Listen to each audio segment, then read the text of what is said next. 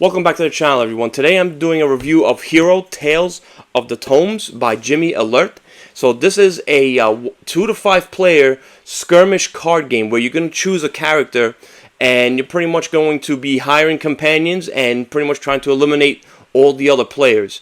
So this is a game that is very similar to certain trading card games out there, such as Magic, even a little bit of Star Wars Unlimited. So let me show you how to play, and then I'm going to let you know what I think about it.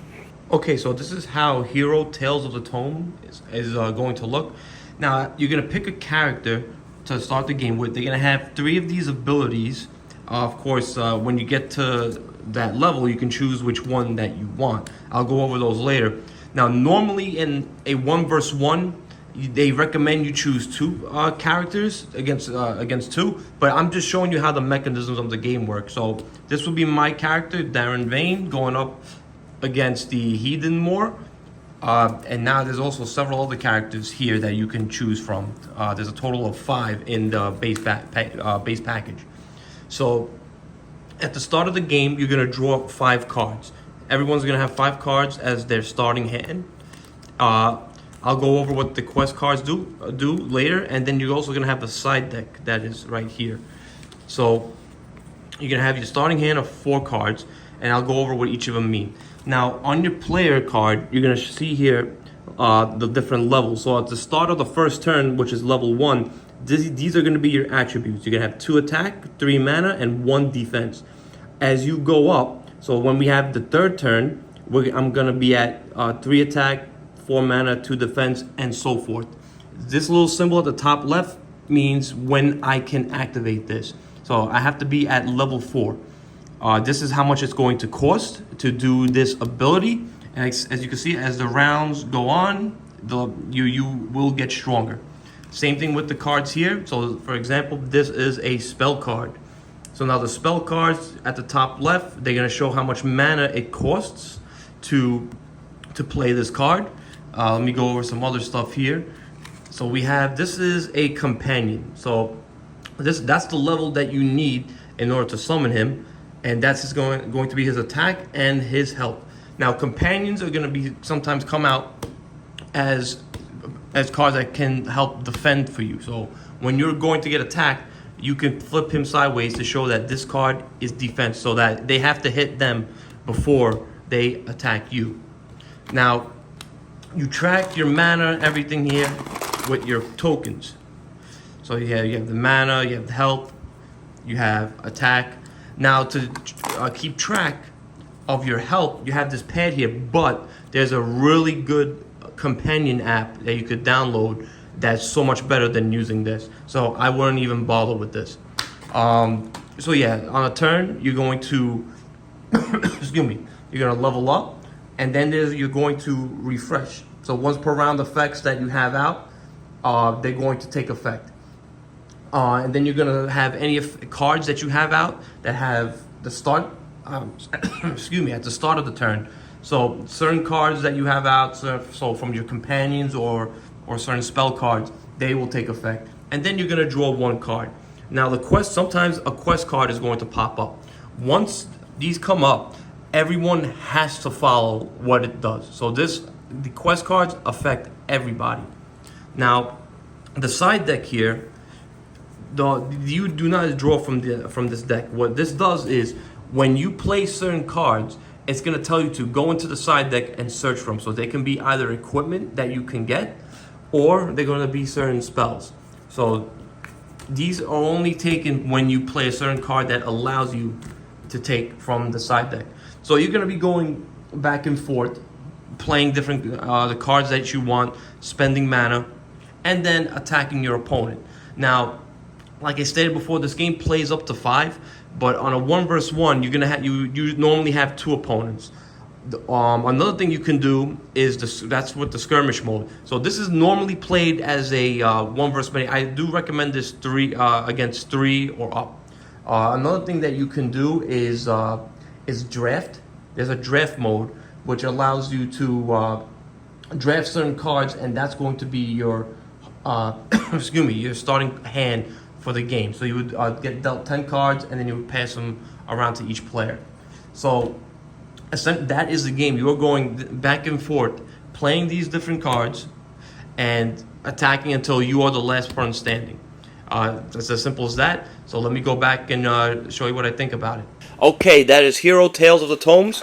So, like I stated in the how to play, there is a companion app that you can use for this game to track the health of all the other characters. It looks just like this. I'm going to post a picture of it right now.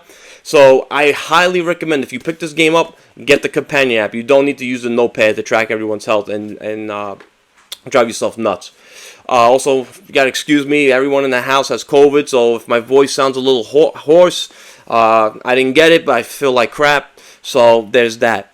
Now, let's go into what I think. So, arts and components, I'm giving this an 8 out of 10. I think the cards are actually really well done. They're really good quality, and I do like the artwork on it, even though I'm not into the theme that much. Also, the wood tokens are a nice big plus. Theme-wise, so again, I'm not into the theme that much. It is a card game. You know, Magic doesn't really have a theme either. So I'm giving it a 7 out of 10 because people who are into this fantasy theme did say that it was pretty strong in here. Again, this is coming from people who like that theme, so that's why I'm giving it a 7 out of 10. I guess when the certain equipment cards and certain companion cards and all that, the mana stuff, I guess it comes out pretty strong for a fantasy player. Gameplay, I'm giving this a 7 out of 10. There is that randomness with the shared deck. You know, somebody's going to get a card that I suppose that's going to be, you know, awesome with that one draw. But the quest cards, and of course, you know, as the game goes on, your character is going to get stronger, so it balances out. Also, I do recommend playing this game at higher player counts. I think 3 and 4 are the sweet spot. At 5, it's fun, but it might drag a little longer than it needs to. And of course, there's that player elimination. Now, when we played, the people who were eliminated weren't waiting around too long, because once somebody's eliminated, everyone else is pretty close to it. So I'm giving the gameplay a 7 out of 10. This game was fun to play. Ease of play, I'm giving it a 10 out of 10. This is a very easy game to pick up and play. It does play pretty quick. 3-4 player game could go about 30 to 45 minutes, maybe an hour if somebody has analysis paralysis. Of course, depending on how you take your time with the game. But still, very easy game to play. The rulebook is very well done. It's very straightforward. Replayability, this takes a little bit of a hit. I'm giving it a 6 out of 10. I think after a while it could feel a little samey. So this is not a game I think you're going to be taking out a lot. Because once you get through all the characters and see how they play, it's like, alright, now I know how they played. I don't know if I want to get back to this again. So I can see it as one of those type of games that comes out every once in a while.